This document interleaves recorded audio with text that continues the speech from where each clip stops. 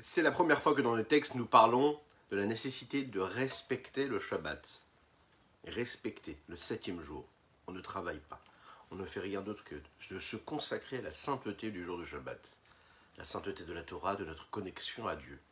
C'est intéressant de voir que dans la paracha de notre semaine, la paracha Béchalach, nous allons justement parler, pour la première fois, de cette nécessité de garder ce jour de Shabbat. Juste avant, nous en avons parlé de ce sujet-là, qui fait aussi partie du travail, la manne, cette nourriture qui venait du ciel et qui permettait aux bénis Israël, aux enfants d'Israël, de se nourrir. Un petit rappel à travers cette mitzvah-là de Shabbat.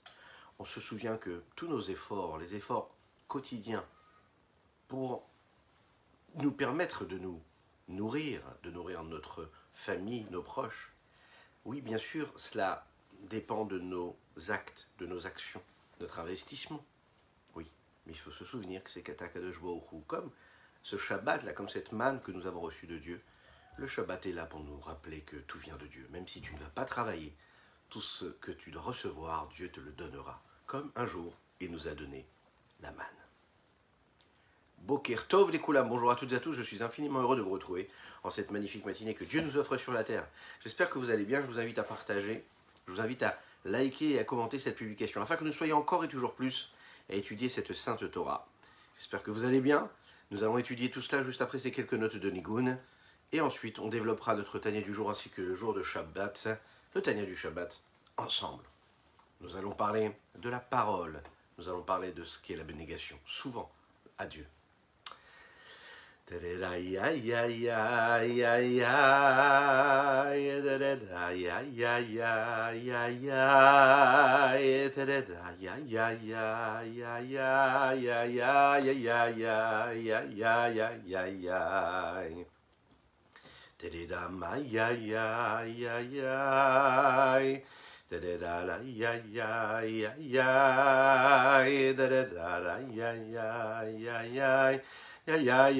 ya ya ya ya ya ya ya.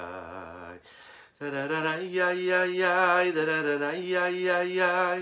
Ay ya ya ma ya ya ya da da da ya ya ya da da da ya ya ya. Ay ya ya ya ya ya ya ya ya ya da da da ya ya ya. Ay ay ay ay da da da da ya ya ya ya ya yo ma ya ya da da da la ya ya ma ma ma ma ma ma ay ya ya ma ya ma ya ya da da da ya ya ya ya ya ya ya ya ya ya ya ya ya da ya ya ya ya ya ya ya da ya ya ya ya ya ya da da ya ya ya ya ah ya da da ya ya ya ya ya da ya ya ya ya ya ya ya ya ya ya ya ya ya Lechaim. Ein od milvado, il n'y a rien d'autre que Dieu. C'est l'histoire d'un grand chassid qui s'appelait le Rav Avram Lando Zichrono Livracha. Il était Rav d'une ville en Russie. Il s'est retrouvé un jour dans cette petite pièce-là qui introduisait les chassidim ou les personnes qui venaient demander une bénédiction au Rabbi Marash. Le Rabbi Marash, c'était le 4e rabbi de la dynastie Chabad, 4e maître. Il croise dans cette petite pièce-là, en attendant son entrevue privée, il croise un juif simple, qui avait une allure d'un juif simple, qui n'avait pas l'allure d'un chassid, ou d'un grand tzaddik, ou d'un grand rave. Et cet homme-là était là, il attendait son tour aussi également. Le Rabbi Marash lui a donc posé une question, il lui a dit « Mais je comprends, moi je suis un chassid, je comprends ce que je fais ici, je viens voir mon rabbi, je viens lui poser une question. Mais qu'est-ce que tu peux bien venir faire ici et demander à notre saint maître, le Rabbi Marash, le Rabbi Shmuel. » Et cet homme-là de lui répondre, mais j'ai une question à lui poser. Voilà, j'ai une question qui me taraude et j'aimerais poser cette question-là au Rabbi Shmuel. Il lui dit, quelle est ta question? Il dit, voilà, la Torah dit que Ein od milvado, il n'y a rien d'autre que Dieu. Il n'y a que Dieu, rien d'autre.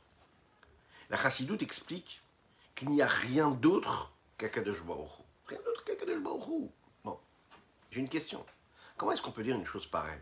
Comment on peut dire qu'il n'y a rien d'autre que Dieu? Puisque moi, quand je me lève le matin, je vois un monde qui vit. Je vois des gens qui se lèvent, qui vont travailler, qui se vêtissent de vêtements, beaux ou moins beaux, chers ou moins chers, ils vont travailler, ils sont dans un monde matériel, physique, ils se nourrissent d'aliments physiques, matériels, grossiers, qui viennent de la terre. Comment dire qu'il n'y a que Dieu? Il n'y a pas que Dieu. Le Rav lui a répondu comme ça, il lui a dit, mais tu sais, moi j'ai la même question, mais à l'inverse. Comment? Il lui dit, il y a marqué comme ça, que Einon Milvado, il n'y a rien d'autre que Dieu. Donc puisque dans la Torah il est écrit que Einon Milvado, et que ce qui est écrit dans la Torah c'est la vérité vraie, qui ne peut jamais être changée, donc si c'est la vérité, oui, comment se fait-il que mes yeux puissent voir quelque chose qui ne correspond pas à cette vérité? Vous l'avez compris, chacun voyait avec ses lunettes à lui. Celui qui était éloigné de la Torah, lui, il se posait la question, il se disait, comment on peut dire que Dieu est unique puisque je vois le monde exister? Et le chassid, lui, se demandait, comment, puisque la Torah me dit que le monde ne peut exister sans Dieu et qu'il n'y a que Dieu, comment j'arrive à voir ce que je suis en train de voir? Ces deux personnes-là sont entrées chez le rabbi. Et ils ont posé leurs questions. Et le rabbi Marash leur a répondu comme ça. Il y a marqué, premier verset de la Torah, Bereshit bara Elokim et shamayim v'etaretz. Au commencement, tout au début, Dieu a créé le ciel et Dieu a créé la terre. On apprend que le monde et tout ce qu'il y a dans le monde, ce n'est pas juste comme ça une perception de nos propres yeux, qui pourrait être à l'inverse de Dieu, puisque c'est Dieu même qui l'a créé. C'est la première chose qu'on nous dit lorsque l'on démarre cette Torah-là. Et puisque la Torah nous dit que Dieu a créé le ciel et la terre, ça veut dire que quand tu vois le ciel et la terre, ça n'est pas quelque chose qui est contraire à Dieu. Ça fait partie de ce que Dieu est. C'est-à-dire que ce monde-là a été créé par Dieu lui-même. Donc en fait, que ce soit le Rav ou que ce soit cet homme-là, voyez et percevaient le monde avec leurs yeux, leurs propres yeux. Un se posait la question de dire comment ça se fait que Dieu est unique et qu'il n'y a que Dieu alors que je vois le monde exister. Et l'autre se disait, puisque la Torah dit que Dieu est unique et qu'il n'y a que Dieu, qu'il n'y a rien d'autre que Dieu, comment je peux voir ce que je vois? Si on regarde bien des deux côtés, le seul souci qu'il y avait dans ces deux perceptions-là, dans ces deux visions des choses, c'est qu'on écarte le monde de ce que Dieu est. Même le Rav, quelque part, à ce moment-là, est en train de dire, bon, ben, il n'y a que Dieu, donc comment ça se fait que je peux voir le monde? Comme si qu'il voulait nous dire, donc le monde n'existerait pas. Comment ça se fait que je le vois exister? Mais vient la Chassidoute et le Almador Azaken, il nous l'explique. Non, il faut savoir que ce monde-là que tu vois exister, tu peux le voir exister. Il peut te paraître indépendant, mais il n'y a rien d'autre que Dieu. Et ça, c'est la plus belle des leçons que l'on peut prendre, et la plus belle des visions qui peut nous accompagner dans notre vie de tous les jours. C'est ça toute la chassidoute, c'est tout ce principe-là. D'être conscient qu'il n'y a rien d'autre que Dieu, mais de ne pas rejeter le monde dans lequel on est, mais d'y voir en fait juste Dieu, l'infini, dans cette limite, dans ce que je vois de matériel ou de physique. Tout ce qui existe, ça existe. Comment? Par, c'est ce que nous allons voir, la parole d'Akadosh Baruch Hu, la parole créatrice, les 10 paroles, les Asara Mamarot, par lesquelles Dieu a créé le monde et qui continue à chaque instant de le créer. Dès qu'on part de ce postulat, que le monde qui a été créé n'existe que parce qu'il y a une force, une énergie constante qui est là et qui lui permet d'exister, et cette énergie-là, c'est la parole de Dieu, la parole créatrice, et qui vient de ces 10 paroles, on peut comprendre que quand on se pose la question, qu'on se dit, est-ce que le monde dans lequel nous vivons a une forme d'importance, existe quelque part? Cela ne vient pas, et ça n'est pas motivé de la puissance, de la grandeur, de l'existence, et d'infinies créatures dans lesquelles il y a dans ce monde-là, parce qu'on sait que chaque créature a sa propre force, sa propre énergie. Donc en fait, toute l'existence du monde, elle n'est que parce qu'il y a ces 10 paroles. La question qu'on pourrait se poser, c'est est-ce que ces 10 paroles-là ont une importance et une valeur particulière? Et quelle est, s'ils en ont une, cette importance-là et cette valeur?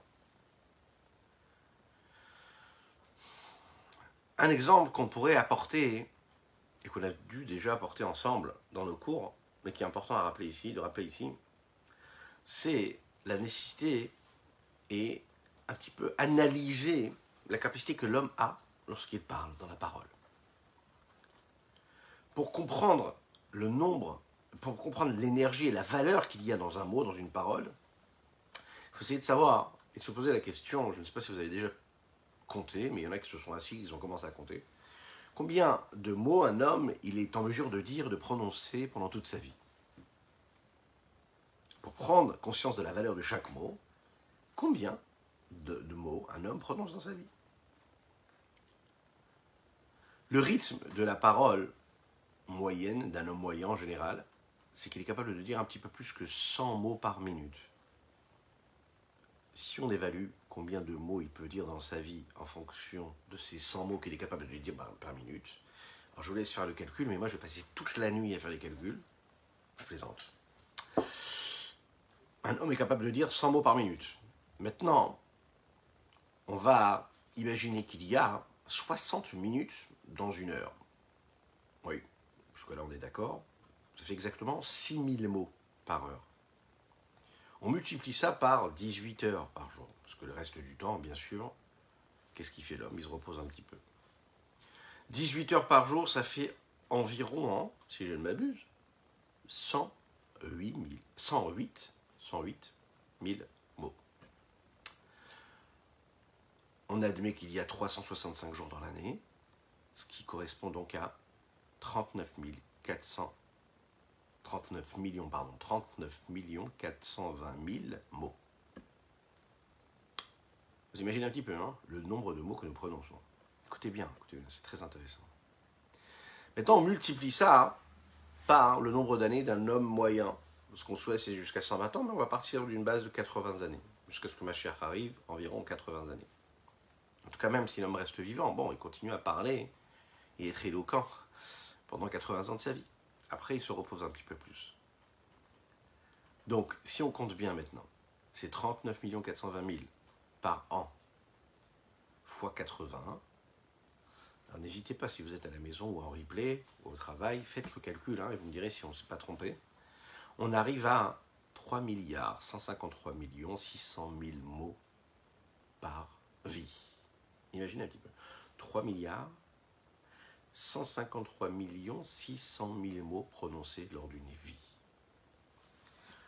Quand on parle de ce postulat, on arrive quand même à une question qu'on pourrait se poser ici. Quelle est la valeur mathématique d'un mot unique, isolé, par rapport à ce potentiel que l'homme a pendant toute sa vie de prononcer comme mot? Ça veut dire le pourcentage d'importance qu'il y a dans un seul mot face à cette immensité, cet infini de nombre de mots qu'il est capable de dire.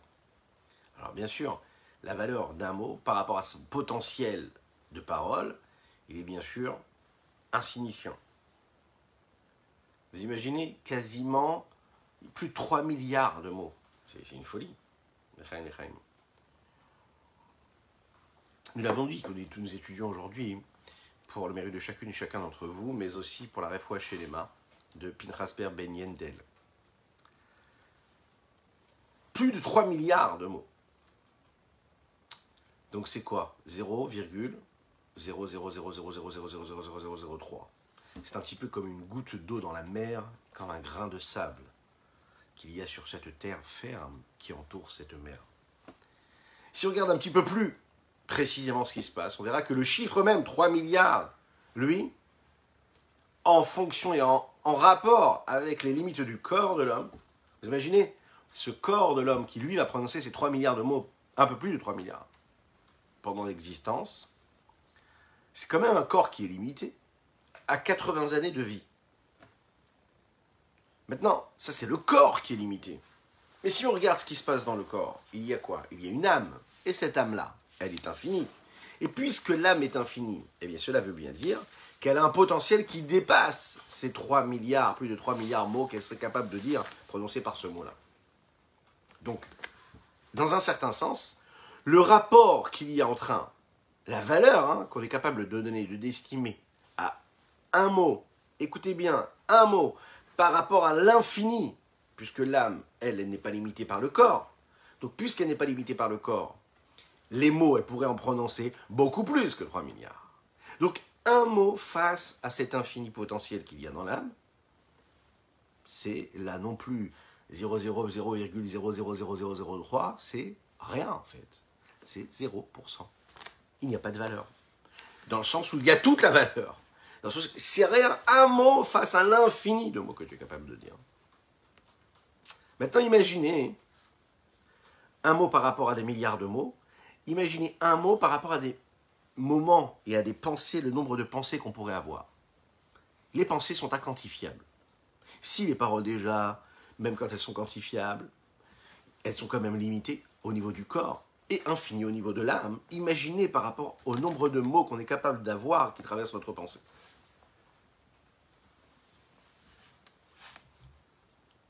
La parole, c'est une conséquence de la pensée. Ok. Ce à quoi l'homme pense, il est capable parfois de décider de les prononcer, de le lire. La question c'est comme ça. Si un homme est capable de parler 100 mots en une seule minute, combien de mots il serait capable de laisser traverser en son esprit à travers sa pensée? Alors, dans ce domaine-là, il n'y a pas de statistiques. Mais une chose qui est claire, au même moment, au moment où l'homme fait sortir de sa bouche un seul mot, il est capable de penser au même moment à une quantité, justement même pas calculable, de pensées. Ce qu'un homme est capable de penser en un seul instant lui prend beaucoup de temps à l'exprimer à travers et par les mots. Le nombre de pensées qu'un homme est capable d'avoir pendant sa vie est donc quasiment infini. Il en ressort donc que quoi? Que la valeur d'un mot par rapport à l'infini qu'il y a à travers les pensées d'un homme, c'est une folie. Même de le dire et de le définir comme une folie, c'est déjà une forme de limite. Maintenant, imaginons l'annulation, la non-existence quelque part de la parole par rapport à la pensée. Ce n'est pas juste une question de quantité, mais aussi de qualité, dans le sens de ce que c'est. Les paroles viennent d'où? Elles viennent des pensées. Parce que d'abord un homme pense à quelque chose, et ensuite il l'exprime à travers sa parole. La pensée c'est la source, et la parole c'est la conséquence. Il en ressort donc que par rapport à la pensée, la parole n'a aucune importance, n'a aucune existence indépendante. Elle n'est que l'expression de la pensée. C'est un petit peu, vous savez, comme le porte-parole du gouvernement, le porte-parole d'une société. Bon, c'est un pion. Il existe là, c'est méchant ce que je viens de dire. Non, c'est pas un pion, mais ça veut dire qu'il est là que pour exprimer ce que la société ou le gouvernement veut qu'il transmette. Il n'est que le porte-parole. Par définition, porte-parole, c'est qu'il n'est rien, quoi. Il est juste le porte-parole. Donc si on exprime les choses de cette façon-là,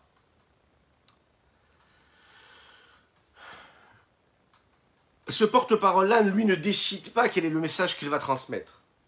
Il a participé à la réunion. À la fin de la réunion, il a pris son petit crayon, sa feuille de papier, et puis il a fait succinctement un résumé, et il a fait ressortir quelques punchlines, quelques notions qu'il va répéter encore et encore toute la journée devant les médias. Pareil pour le représentant d'une société. Il ne se pose même pas la question, il ne cherche même pas à savoir si ce qu'il va dire, ça en vaut le coup, ça en vaut la peine, est-ce que c'est cohérent, est-ce que c'est vrai, est-ce que c'est faux? Lui, non, son job à lui, c'est de porter la parole. Donc en fait, qualitativement et quantitativement, ça n'existe pas. Cette parole, elle est vide de sens. Elle est juste là pour être transmise, pour transmettre ce qu'on lui a demandé de transmettre. Maintenant, essayons de comprendre quelles sont ces allégories là qu'on essaye de comprendre, qu'on essaye de donner ici et de développer. Mibsari echezé eloka, de la façon avec laquelle nous vivons, de notre chair, on est capable de voir, de scruter et de percevoir ce qu'est Dieu. Les 10 paroles que Dieu a créé le monde, lorsqu'on a compris un petit peu ce que c'était la parole, d'un côté l'insignifiance et d'un côté la grandeur qu'elle peut avoir. De dire qu'Akadosh Baruch Hu a créé le monde Ba'asara Ma'amarot à travers ces 10 paroles et par ces 10 paroles, c'est le Midrash Rabbah qui nous le dit. Il n'a pas eu beaucoup de paroles. 10 paroles au début. Bereshit bara Elokim et Hashem va'et haaretz. Dieu il a créé le ciel et la terre. Yehior, deuxième parole, que la lumière soit. Ensuite, il sépare les eaux d'en haut, les eaux d'en bas. Ensuite, il demande à ce que la terre ferme devienne une terre sèche et que l'eau reste ce qu'elle est sous la terre ou au-dessus de la terre. Il demande aux fleurs et aux arbres de pousser. Il demande à la lune et au soleil, aux étoiles, d'être ce qu'ils sont, de faire ce qu'ils ont à faire. Il demande à ces petits reptiles de sortir de cette terre et de cette eau. Il demande aux animaux de sortir de cette terre également. Il demande à l'homme d'exister. Il crée l'homme. Il crée les oiseaux. Et il se pose la question, il se dit, cet homme-là ne pourra rien faire tout seul. Et c'est l'Ozer Kenegdo. Il faut que je lui fasse une aide qui soit là avec lui. La femme. Donc le monde et tout ce qu'il y a dans ce monde-là, on l'a décrit en quelques phrases, et donc en 10 paroles, et résumé en fait dans, écoutez bien, 123 mots. Alors imaginez face à ces plus de 3 milliards de mots qu'un homme est capable de penser. Face et comparé à l'infini nombre de capacités que l'âme est capable d'avoir à travers ces mots-là.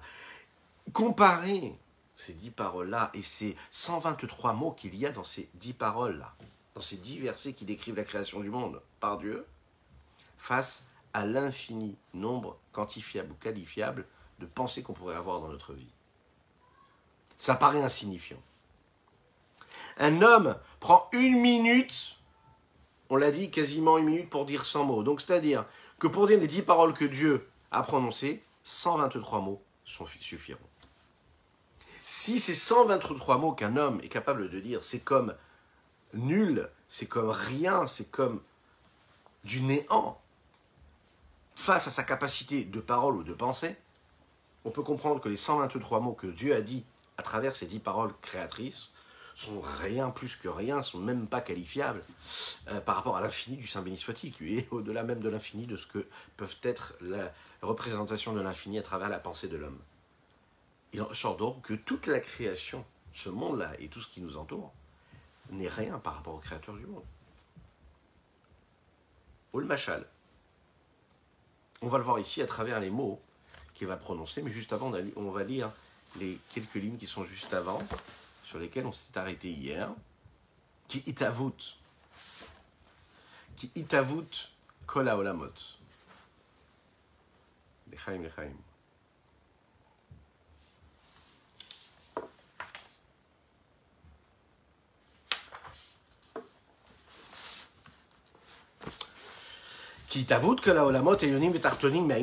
La création de tous les mondes supérieurs comme les mondes inférieurs, mais à in leyesh, du néant à l'existant, vechayutam et la vitalité, vekiyumam et leur existence, la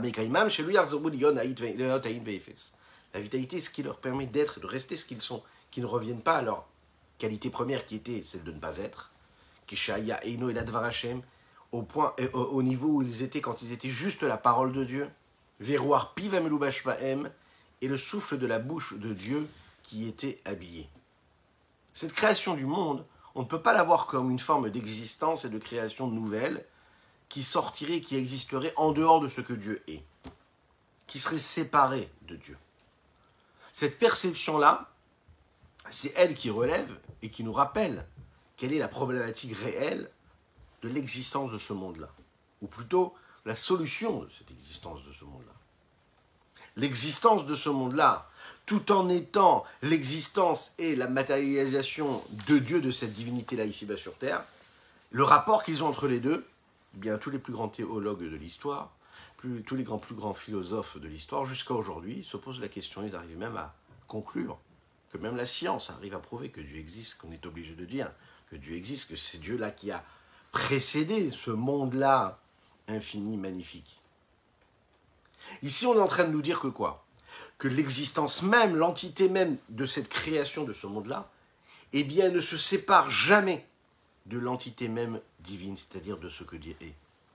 Pas seulement de par la vitalité qu'il y a dans le monde, et qu'il y aurait donc une connexion directe avec Dieu, parce que la vitalité du monde, c'est la vitalité de Dieu.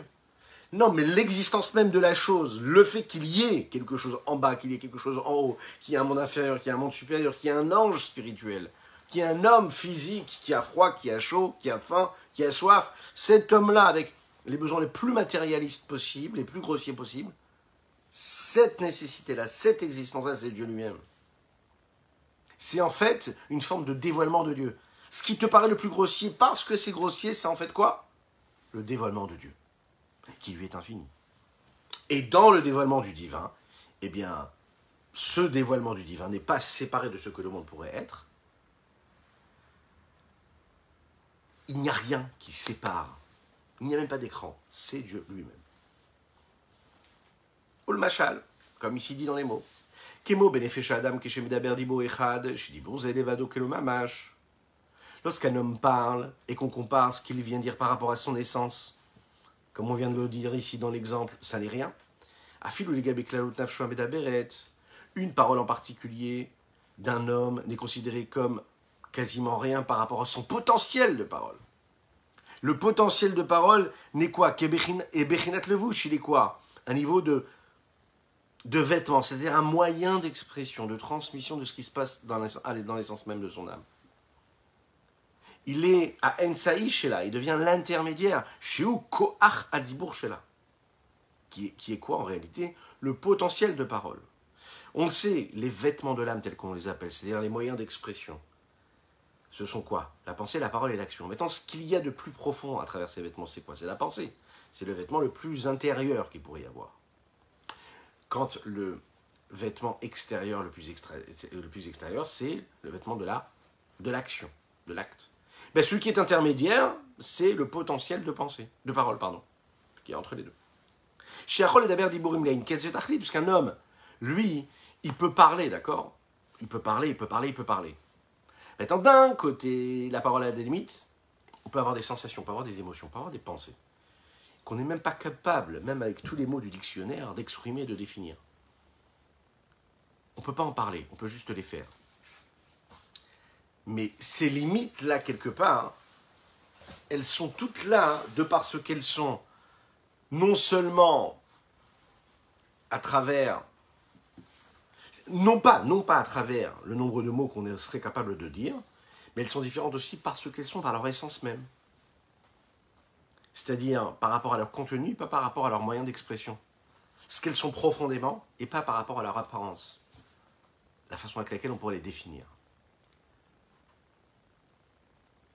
Le potentiel de la parole qu'il y a dans l'âme est donc infini par rapport à un seul mot qu'on serait capable de prononcer. Comme on a dit, il y a plus forte raison. Quand il s'agit de la pensée,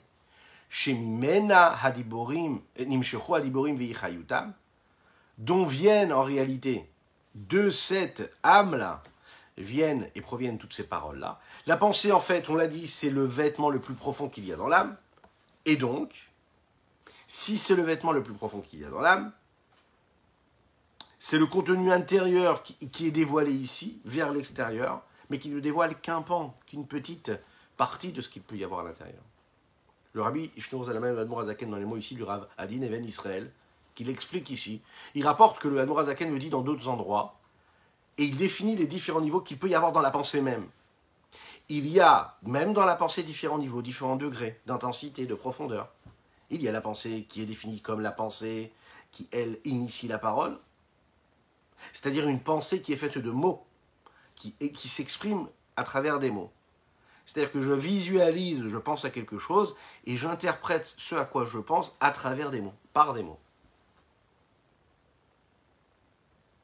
Vous avez des paroles, des pensées qui ne sont pas traduites par des mots, et qui sont abstraites, dans lesquelles les mots ne se posent même pas. C'est ce qu'on pourrait appeler la pensée de la pensée.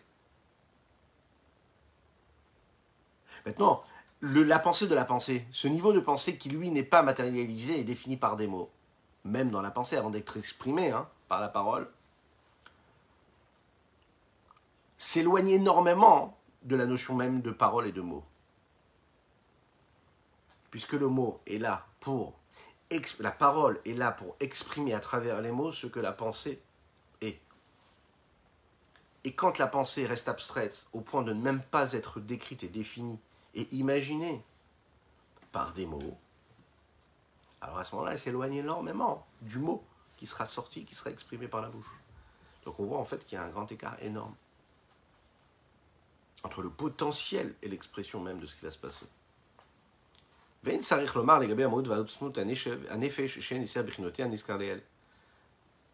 Inutile même de rappeler que par rapport à l'essence même de l'âme, qui elle se définit à travers les 10 forces, les 10 béchinotes dont nous avons parlé dans le chapitre 3, vous vous en souvenez? Les 10 séphirotes qui sont les 10 traits de caractère, les 10 vertus que nous avons en nous. Chochma binadaat, cérébral. Ensuite les midot, Chesed Gvura Tiferet Netzach Hod Yesod Malchut.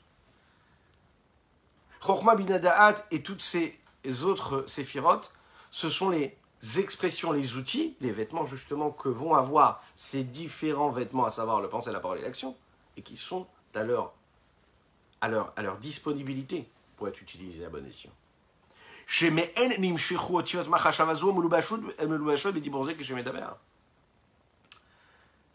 De ces vertus-là, de ces séphirotes, de ces différents niveaux, il va y avoir un potentiel de lettres qui vont être décrites et formées dans la pensée, qui, elle, ensuite, cette pensée va être habillée dans les mots de la parole qui va sortir de la bouche de la personne qui la prononce. La parole est donc les conséquences d'un processus qui a été mis en route juste plus tôt et qui, en fait, traversait énormément de niveaux. Ce qu'on dit à la fin, hein, en réalité, ça n'est que les conséquences et l'expression du potentiel de la pensée qu'il pourrait y avoir juste avant. La possibilité, la capacité de communication qu'un homme pourrait avoir, ce potentiel-là, il faut le savoir, cette pensée-là qui découle et qui vient des forces de l'âme, de ces forces-là qui sont parfois très élevées, très cérébrales, comme parfois plus émotionnelles, c'est-à-dire potentiel de pensée, potentiel de compréhension et d'analyse, potentiel de bonté, potentiel de rigueur, etc. etc. C'est des ingrédients premiers qui vont construire, qui vont initier cette pensée, et qui créent en fait l'ADN même de cette pensée, et qui vont créer aussi également ensuite, par une deuxième étape, une troisième étape, les directions que la pensée va avoir. Pourquoi? Parce qu'il faut savoir qu'il y a Mahashava Igamken Brinatotiot, qui Moadibou Rakshen Ruchaniot Vidakotioter. La parole et la pensée et la parole, c'est quasiment pareil. La pensée, elle aussi, elle est dotée, c'est une forme de lettre. Comme les lettres sont à la merci, sont à la disposition de la parole, afin d'être exprimées. La seule chose, c'est que les lettres de la pensée sont beaucoup plus raffinées, beaucoup plus spirituelles. Pourquoi? Parce que les lettres restent des vêtements, des outils, des moyens d'expression pour extérioriser une forme essentielle. En d'autres termes, le moyen d'expression, de communiquer, de faire passer, de transmettre quelque chose vers un autre domaine. Faire passer d'un domaine à un autre domaine. Cette communication, cette capacité de communication, elle est la même. La lettre, c'est ce qui permet d'exprimer quelque chose en l'extériorisant. Eh bien, il y a la même chose dans la pensée même, lorsque la pensée a besoin de s'extraire de son niveau initial et de prendre un petit peu plus forme, eh bien, elle va le faire grâce à des lettres qui vont exprimer, limiter, délimiter les pensées qui traversent notre esprit, qui étaient abstraites juste avant. Si on part de ce postulat, on peut comprendre que la pensée, ça reste une communication intérieure, interne, entre un homme et lui-même, quelque part, là où la parole, c'est une communication qui, elle, se dirige vers l'extérieur. Lorsqu'un homme écrit, il est en train aussi de parler, il s'exprime. C'est la raison pour laquelle l'expression peut se faire à travers des lettres qui sont écrites ou qui sont prononcées. La parole ou l'écriture, ça reste une forme de communication puisque c'est à travers le doigt, à travers l'encre, à travers la plume, à travers le stylo, qu'on est en train de faire sortir quelque chose que nous avions en nous. Prenons l'exemple d'une personne qui est en train de se parler à lui-même. Donc, il le fait dans sa pensée. Il est en train de construire, de permettre, à travers ses pensées, de construire quelque chose. Et à chaque fois qu'il y pense, il n'est jamais en train de se poser la question de se dire comment est-ce que je vais l'exprimer. Vous savez, quand on étudie, on peut étudier en étudiant, en délaissant complètement cette nécessité de se poser la question de savoir comment est-ce qu'on va communiquer, comment est-ce qu'on va traduire cela pour une personne qui serait tierce. C'est pas pareil d'étudier sans aucune volonté de transmission et d'étudier avec une volonté de transmission. On ne comprend pas les choses de la même manière.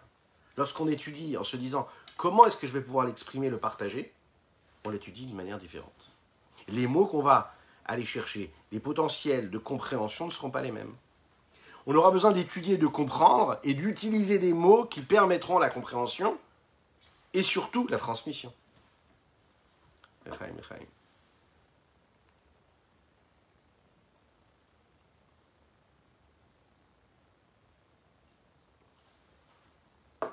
Autrement dit, il y a les mots de la pensée, les mots de la parole.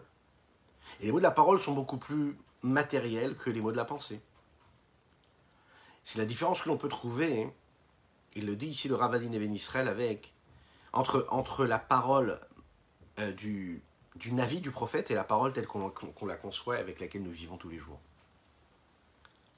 Notre monde, l'existence même dans laquelle vit cet homme-là, c'est qu'on voit quelque chose. Et tout ce que nous voyons, nous sommes capables de l'interpréter à travers des lettres, les lettres de la parole. C'est un cadeau du ciel.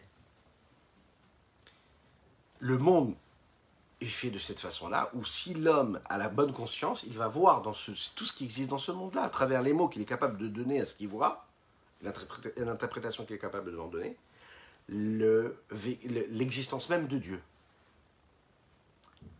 Là où le Navi, le prophète, lui, il voit ce qu'il voit avec les mots de la pensée. C'est beaucoup plus spirituel, c'est beaucoup plus raffiné. Si on pourrait dire ici, la parole et la pensée, comme toute forme de communication, c'est construit à partir de lettres. Les lettres de la parole sont les symboles mêmes, vous savez, des ondes. Alors que les lettres de la pensée, ce sont des petits signes là qui expriment ce qui se passe dans le cerveau. Les lettres de la pensée, les lettres de la pensée qui traversent notre esprit tous les jours, comme les lettres de la parole, sont en réalité, de manière raffinée ou de manière moins raffinée, toujours l'expression même et les outils du dévoilement de l'âme à travers les réceptacles du corps. Que ce soit par les cordes vocales, lorsque ces mots-là vont être exprimés, ou que ce soit à travers l'âme, parce que ça se traduit dans de la pensée, et donc dans les outils dont est doté le cerveau de l'homme. Mais tout cela, nous l'avons dit, vient par ces 10 forces, ce que nous appelons les Esser Bechinot. Esser Bechinot, les 10 mots, les 10 niveaux. Chochma Bina Da'at, Chesed Gvura Tiferet, Netzach Od Yesod Malchut. Et bien sûr, ce qui nous amène à quoi? Ein Sof. Mais Dieu n'a pas changé, à travers ses lettres comme à travers ses pensées. Il est le même. Avalé, c'est appris notre Chochma Bina Da'at, roulé ces 10 niveaux-là. Mais les 10 forces premières, elles n'ont pas de limite, elles ne sont pas délimitées. Elles ne sont que en réalité la source de la pensée, et il n'y a pas de lettres dans ces 10 séphirotes-là, dans ces 10 niveaux-là. Pourquoi? Parce qu'elles n'ont pas encore été habillées, elles n'ont pas pris forme dans la pensée, et encore moins dans la parole. On voit ici que dans les mots du Rabbi Shneur Zalman, il y a une différence considérable entre la pensée, qu'il voit et qu'il interprète comme une action physique, quelque part, partielle, et l'intellect lui-même. Puisqu'ici, il est en train de nous parler de Chochma Bina Da'at. Chochma Bina Da'at, c'est les 3 premières séphirotes. Mais ces 3 premières séphirotes, elles sont quoi? Elles sont cérébrales. Mais ce qui est cérébral, c'est de la pensée. Et là, il est en train de nous dire que le potentiel de pensée, ce qu'il y a d'abstrait dans la pensée, peut être séparé même de la pensée, de la sagesse, de la compréhension et du savoir. Et c'est curieux. Chochma Bina Da'at, c'est quoi? C'est de l'intellect. Et là, il est en train de nous dire que la pensée, en fait, n'a pas de lettres, puisqu'elle précède même le moment où elle intègre les outils de l'âme, qui sont aussi cérébrales et aussi émotionnels. Donc l'Admour HaZaken est en train de nous faire une distinction entre la pensée elle-même, d'accord, et l'intellect lui-même. L'intellect qui est, lui, l'expression de la pensée. Il n'en reste pas moins un outil d'expression, un moyen d'expression, Ah, beaucoup plus raffiné que la parole, puisqu'il reste encore intellectuel. Beaucoup plus raffiné, a priori, que l'émotion, puisqu'il n'est pas encore habillé à travers les vêtements des émotions, les outils d'émotion. Mais ça reste quelque chose de totalement spirituel. Mais ça précède. En fait, la pensée, c'est quoi? C'est un acte cérébral au niveau du cerveau, qui est aussi ce qu'on pourrait appeler grossier, puisqu'il prend forme dans le cerveau. Il va ressentir les soubresauts spirituels qu'il peut y avoir. Il existe à travers eux. C'est un petit peu ce côté-là existant et matérialiste, qu'on pourrait appeler comme ça grossier, qui est dans la pensée, à travers les paroles, qui sont définies dans le Sefer Yetzira, ce livre de base, comme étant des avanim, comme des pierres sur lesquelles on pourrait construire quelque chose, et qui construisent elles-mêmes quelque chose. Ces pierres-là qui construisent la pensée dans ce monde-là matériel physique. On sait aussi que les lettres, dans un certain sens, elles ne sont pas considérées comme une forme de matière véritable, elles ne sont qu'à un niveau de réceptacle, et pour recevoir un contenu spirituel à des niveaux différents. Et puisqu'ils sont ces outils-là qui peuvent permettre la transmission de ce contenu d'un domaine à l'autre, comme par exemple les lettres de la parole qui permettent de faire passer, de transmettre un message d'un homme à un autre homme, ou bien même de passer du niveau du domaine spirituel au domaine matériel. C'est la raison pour laquelle les lettres, elles nous permettent, elles causent, elles engendrent l'existence spirituelle qu'il y a dans le cerveau et elles leur permettent de créer. C'est une construction qui peut ensuite être transmise à la pensée, et de la pensée à la parole, et de la parole à l'action. L'chaim, l'chaim.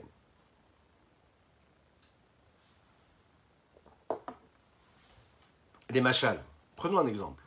Le Rabbi Shlomo Zalman nous le dit comme ça.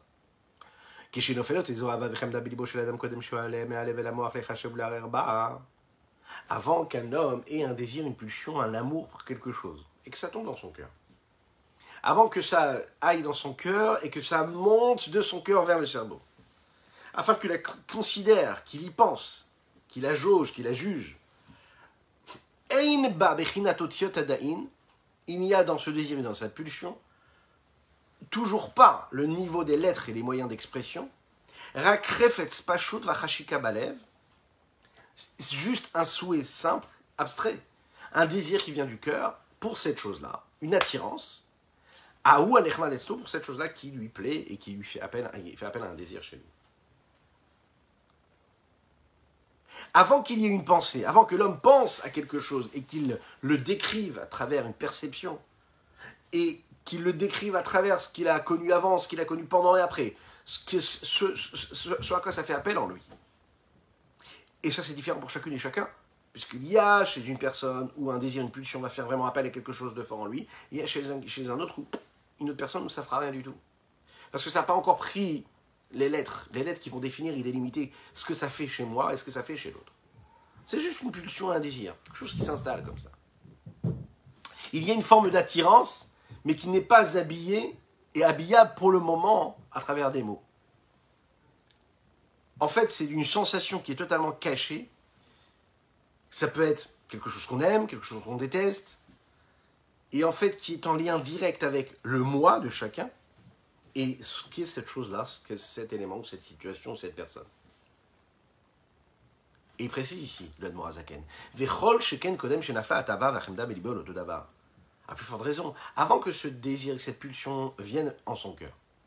Rakaïta de koach chochmato vesichlo vidiato, elle était uniquement présente dans le potentiel cérébral ou intellectuel et de sa connaissance même, de sa conscience.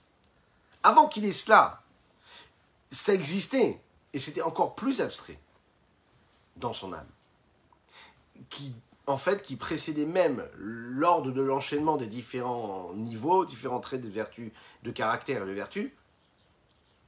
C'était existant, mais ça n'avait pas du tout de forme, ni au niveau de la parole, ni au niveau même de la perception intellectuelle ou même sentimentale, sensorielle qu'il aurait pu avoir. Il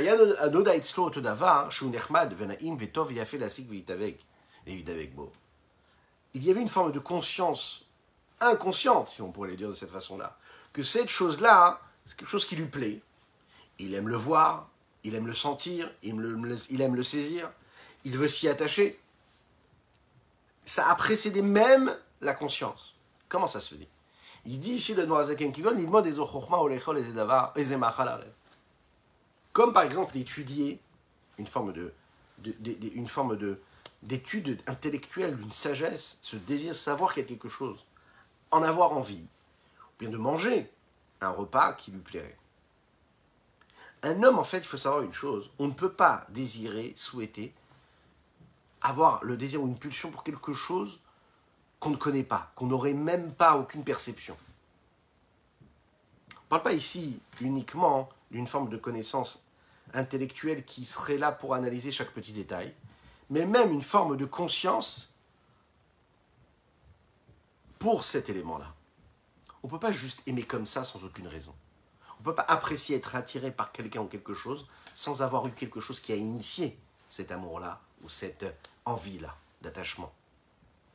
L'amour, c'est un mouvement qui doit être présent et qui est là parce qu'il crée un lien entre deux éléments.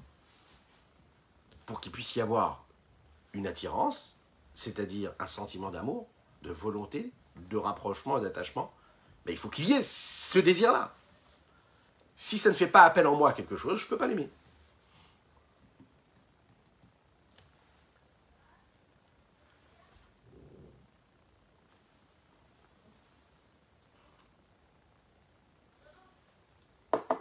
Lorsqu'il y a cette forme de conscience intellectuelle, alors il peut y avoir ensuite l'enchaînement de chaque chose, c'est-à-dire le processus qui va se mettre en route du cérébral à l'émotionnel. L'intellectuel va faire naître une envie, un désir, un amour, une détestation. Si c'est positif, waouh, c'est beau, j'ai envie de le regarder, et j'ai envie de le toucher. Si c'est négatif, si ça ne me plaît pas, et bien à ce moment-là, j'aurai donc un sentiment de crainte, de peur, de dégoût et de rejet. Alors bien sûr que c'est assez difficile de comprendre comment est-ce que le processus est mis en route. À quel moment le désir et l'amour de telle ou telle chose s'est mis en moi? C'est très compliqué de dire qu'est-ce qui a fait, qu'est-ce qui a suscité que des années plus tard, ça va engendrer que telle personne va aimer telle ou telle couleur, telle ou telle personne, ou telle chose, tel moment de vie, etc. Puisque pendant toute la vie, dans tout ce processus-là, il y a toutes sortes d'embûches, il y a toutes sortes d'épreuves, que ce soit dans l'inconscient ou dans l'inconscient d'ailleurs. Un homme peut savoir quelque chose, être conscient de quelque chose, que ce soit dans le domaine de la sainteté ou que ce soit dans quelque chose qui n'est pas saint. Il peut trouver quelque chose de beau et de bon sans jamais avoir l'envie de s'y attacher, de s'y atteler et de l'aimer. Mais si dans sa construction intellectuelle, cette chose-là, elle est belle et elle vaut le coup et elle est une direction qu'il sent qu'il doit la suivre, peu importe ce qui se passera après, c'est-à-dire que quand il y aura des embûches, quand il y aura des épreuves, eh bien, il saura inconsciemment qu'il doit marcher dans ce sens-là, même s'il ne l'aime pas. Mais il va suivre, sans se poser de questions, inconsciemment, cette bonne route.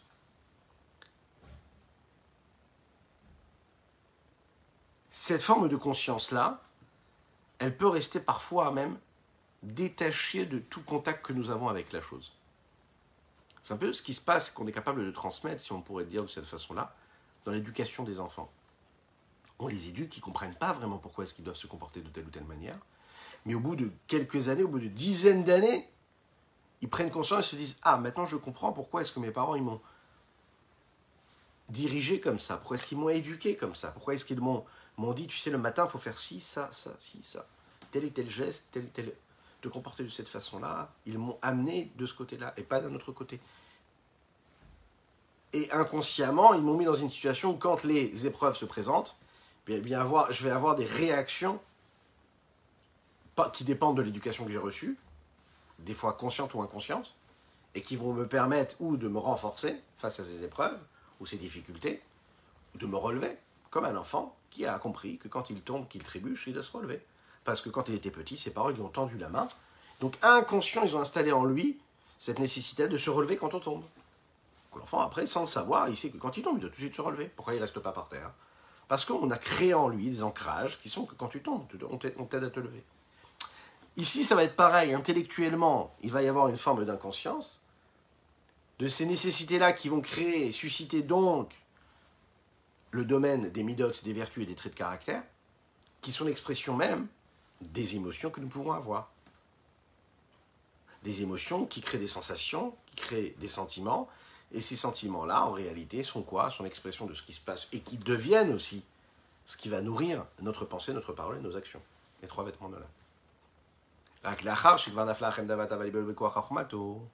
Mais ce qu'il faut savoir, c'est qu'après que ce désir et cette passion-là, cette envie, est venu dans son cœur de par lui-même, c'est-à-dire par cette force de la chorma, ce potentiel intellectuel, vidiato, donc visichlo vidiato, que ce soit le potentiel de chorma, que ce soit le potentiel, l'énergie de discernement, d'approfondissement qu'il peut avoir en lui, vidato, ou que ce soit son savoir et sa conscience, il se réveille grâce à eux, cette émotion-là qu'il y aura dans son cœur, que ce soit une émotion d'amour ou de crainte. C'est juste après, c'est seulement après, qu'elle va remonter, si on veut. Après avoir initié ça, et l'avoir cérébralement, intellectuellement, et l'avoir envoyé au cœur, que le cœur, lui, il a l'émotion, qu'il a le sentiment, qu'il a l'envie, le désir, il renvoie l'information jusqu'au cerveau, les chachets ou les arrêts, afin de considérer, de réfléchir et d'analyser. Il va penser à ce pulsion, ce désir-là. Comment matérialiser ce désir-là? Comment le faire sortir du potentiel au réel? Afin de saisir cette nourriture-là, ou bien ce potentiel-là initié par cette envie intellectuelle, et de le faire passer au réel. Qu'est-ce qui s'est passé à ce moment-là? Dans ce transfert, dans ce passage, il y a eu les lettres. Et c'est les lettres qui font ce passage-là entre ces différents mondes. De l'intellect au désir, du désir à l'intellect, et de l'intellect à l'action ensuite. Au désir qui va lui aussi engendrer l'action.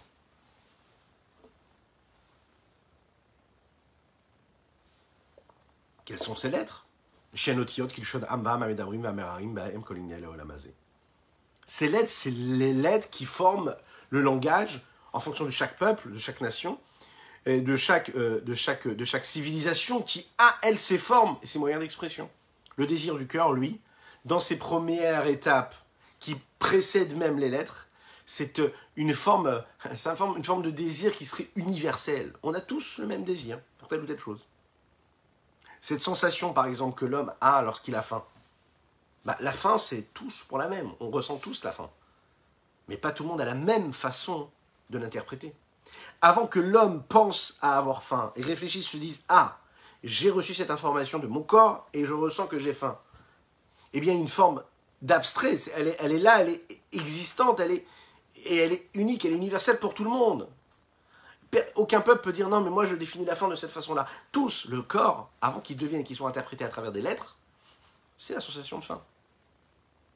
Quand on commence à essayer de réfléchir à des symboles, à des signes, à des mots, lorsqu'elle prend forme à travers la volonté que j'aurai de calmer cette faim-là à travers tel ou tel aliment, alors à ce moment-là, elle prend une autre forme, cette faim-là. À travers ces mots qui vont exprimer ce que je suis capable de faire pour combler ce manque-là qui est cette faim, alors il va y avoir une différence entre tel et tel homme et tel homme. Que ce soit au niveau des langages, des langues, que ce soit au niveau même des mots entre deux hommes différents qui vont exprimer ce qu'ils ressentent eux. Voilà ce qu'on pouvait dire sur ce chapitre-là, qui nous permet de conclure ce chapitre 20 du Tanya. Très important, qui nous a rappelé quoi? L'unicité d'Akadosh Baruch Hu. La description de l'éloignement qu'il y a entre la parole de l'homme, la parole, et l'essence même de ce qu'il est. Qui vient bien en fait nous faire prendre conscience de la nullité quelque part du monde, c'est-à-dire la création du monde qui a été faite grâce à la parole de Dieu face à Dieu lui-même. Et donc on peut comprendre qu'Akadosh Baruch Hu, il est donc unique et que le monde, c'est juste expression de Dieu, c'est Dieu lui-même. Et ce qu'on nous demande à nous, vous savez ce que c'est?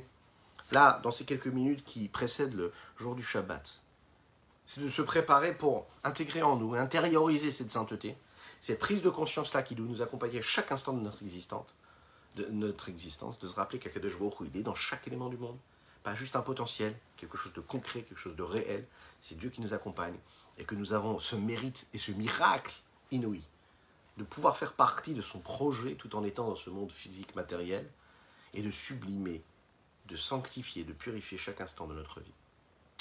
Shabbat Shalom Umvorach, qu'Akadosh Baruch Hu vous bénisse et qui vous protège, qui vous fasse vivre un Shabbat de sérénité, de paix et de joie et de tranquillité. Un bon Shabbat, que Dieu vous bénisse. À très bientôt.